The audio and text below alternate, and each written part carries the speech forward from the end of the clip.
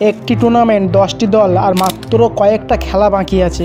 বড় প্রশ্ন হলো কারা পৌঁছাবে প্লে অফে, আর কারাই বা বিদায় নেবে, আর কাদেরই স্বপ্নগুলো ভেঙে চুরমার হবে। আইপিএল 2025 সালে প্লে অফের যোগ্যতার লড়াই, এখানে প্রতিটা ম্যাচ যেন আগ্নেয়গিরির মতো হবে। তবে চলো দেখে আসি কিছু সমীকরণ। এখনও পর্যন্ত আরসিবি 11টা ম্যাচের মধ্যে 8টা ম্যাচ জয়ী, 16 পয়েন্ট নিয়ে পয়েন্ট টেবিলের টপে। তবে আরসিবির প্লে অফে যাবার জন্য আর একটা জয়ের দরকার, আর সবগুলো জিতলেই তারা টপ 1-এ থাকবে। তবে এদিকে পাঞ্জাব রয়েছে স্থান অধিকার করে আছে, আর মাত্র 3টে ম্যাচ বাকি আছে। তবে এদের 2টি জিতলে প্লে অফ নিশ্চিত, আর একটি হারলে চিন্তার বিষয় হয়ে দাঁড়াবে।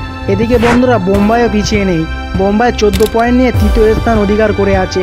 কিন্তু রান রেটে এই টিমটা শুধু জয় নিচ্ছে না, প্রতিপক্ষকে পুরো ধুয়ে দিচ্ছে। তবে এবারে আসে জিটির কাছে, পয়েন্ট টেবিলে 4 নম্বর স্থান অধিকার করে আছে 14 পয়েন্ট নিয়ে, আর 4টে ম্যাচ বাকি আছে তাদের। 2টি জিতলেই তাদের সমীকরণের হিসেব শেষ, আর 3টে জিতলেই তো তারা টপে থাকছে। বর্তমানে আইপিএলে যে টিমটাকে ফেভারিট ধরা হতো 12 পয়েন্ট নিয়ে 5 নম্বর স্থান অধিকার করে আছে। কি আছে তাদের 4টে ম্যাচ, সবগুলো জিতলেই প্লে অফ পাকা, কিন্তু একটা হারলেই চিন্তার বিষয় এসে দাঁড়াবে। এবারে আসে ডিফেন্ডিং চ্যাম্পিয়ন কেকেআর, বর্তমানে 6 নম্বর স্থান অধিকার করে আছে। 3টে ম্যাচ বাকি আছে, 3টে ম্যাচ জিততে হবে, না হলে বিপদের ঘন্টা বাজবে। জয় লাগবে প্রত্যেকটা ম্যাচে, তবুও অন্য টিমের দিকে নজর রাখতে হবে তাদের। বন্ধুরা 2025-এ আইপিএল শুরুর আগে সবার ফেভারিট ছিল হায়দ্রাবাদ, কিন্তু বর্তমানে সে 7 নম্বর স্থান অধিকার করে আছে।